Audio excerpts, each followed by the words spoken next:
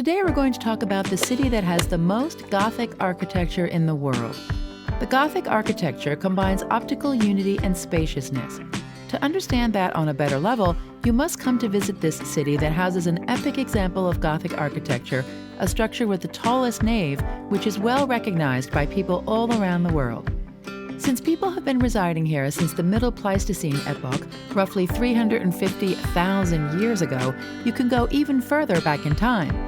You can learn about anthropology at the museums here, which showcase regional artifacts.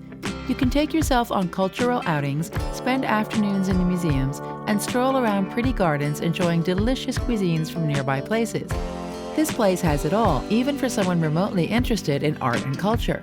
With enough hinting towards the greatness of this city, let's now look at the top 5 things that you can do in Amiens, France, the city with the most Gothic architecture in the world. Number 5, marvel at Gothic Amiens Cathedral. One of the biggest classic Gothic churches from the 13th century is Amiens Cathedral, located in the heart of Picardy. It stands out for the coherence of its design, the elegance of its 3-tier interior elevation, and the exquisite sculpture display, especially on the main facade and in the south transept. The Amiens Cathedral dominates the city of Amiens in northern France with 2 lofty towers and 3 sizable portals embellished with sculpture. With its spire reaching nearly 400 feet into the sky, the cathedral is still among the tallest buildings in the city.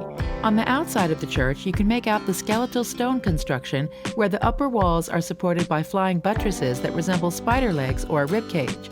The thin colonnettes and screen-like openings that make up the facade's lace-like design emphasize the contrast between light and shadow. A building's deep-set portals and tall gables draw the viewer in and beckon them to approach it and enter. When Amiens Cathedral was constructed, the nave was intended to be entirely lit, so the building had to be as tall as possible. Only Beauvais Cathedral, which couldn't support its weight, is taller in France than the Amiens nave, which is over 42 meters. You must see the exquisite polychrome sculpture from the 15th and 16th centuries, as well as the interior Renaissance oak choir stalls. However, even before you step inside, the Gothic carvings on the western facade and southern portal may cause you to lose several minutes in awe. These are depicted in vibrant light on summer evenings for Amiens' Son et Lumière shows. Number 4, Antiquity of Saint-Lô. The Saint-Lô region has a long history dating back to the Middle Ages.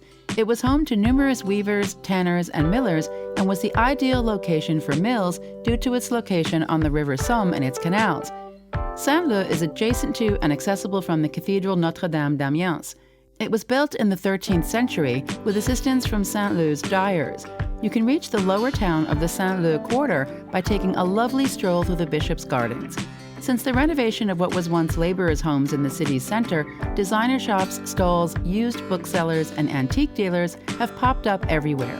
It is the ideal location to enjoy a drink outside or meet up with friends for some delicious food because it is close to the Université de Picardie Jules Verne.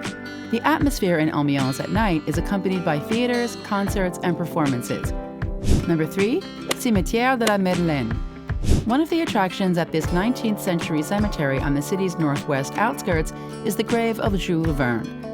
The graveyard is situated in 18 hectares of hilly woodland and is displayed to the public as a peaceful, leafy location to learn about the kind of wealth Amiens experienced in the 1800s, but that isn't the only reason to visit. There are a lot of elaborate tombs and funerary statues that belong to industrialists and other wealthy families, some of which are worse after 150 years of erosion. Cemeteries had to be moved outside of the city limits per a Louis XVI ordinance in 1776 for hygienic reasons and to stop the spread of epidemics. This 18-hectare park was developed into a park à l'anglaise at the beginning of the 19th century by the architect François-Auguste Chauzy and the gardener Fontaine. The classic à la Française style, which is based on symmetry and sharp angles and was previously found in the parks of particularly castles, is the antithesis of this type of garden, which is all in curves, sinuous alleys, and green and flowery perspectives. As a physical representation of Verne's enduring memory, his memorial, which features that sculpture by Albert Rose, has been restored and appears brand new. Number 2, Tour Perret. This 110-meter residential skyscraper, which was constructed immediately following the war as part of a plan to redevelop the area around the city's train station, is unlike anything else in Amiens. The entire Le Havre city center was rebuilt by Auguste Perret, a forerunner of modern architecture. Even though the tower in Amiens has been closed to the public for a long time, it is still worth exploring since his work there has since been recognized by UNESCO. Although it wasn't the tallest building in Western Europe, as has occasionally been stated, Tour Perret was the tallest and the first skyscraper over 100 meters to be constructed in France. Its original height was 104 meters. Due to delays and cost overruns, the building's topmost component, a belfry decorated with a massive clock, was never constructed, so it fell slightly short of its intended height. The concrete tower may appear a little drab during the day, but thanks to an LCD lighting system installed in 2005, it is vibrant at night. Number 1. De Wailly Clock and Marie Sans Chemise. It is named after a former Amiens mayor who approved of the building's construction in 1892. The purpose of the clock was to inform Amiens residents who didn't have a watch to get a hold of time to prevent them from missing their train, and it took 4 years to complete the construction. Architect Charles-Émile Riquier, also passionate about artistic ironwork, constructed the Rococo-styled column that holds up the clock. A bronze statue of a spring goddess holding an apple tree branch was later added by sculptor Albert Rose. There was a huge scandal at the time because of this naked woman, but the inhabitants of Amiens ultimately ended up baptizing her Marie Sans Chemise. The statue of Marie Sans Chemise was disassembled during World War II to be shielded from the bombings. Despite staying in place throughout the war, the column and its clock were eventually taken apart, and what was left of them was lost in a vacant lot. Fortunately, the town hall's plans allowed for its exact replication in the early 2000s. The only original component of the clock that is still in existence is the statue of the shirtless Mary. Additionally, the statue has been relocated a few meters from its original location in Place Gambetta. Being in Amiens feels like being in the past when everything was put to thought to be built. The marvels that we see today leave us awestruck, and the expertise of the architects is truly remarkable.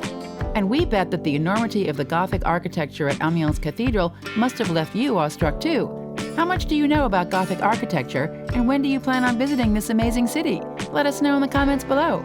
And as always, where to next?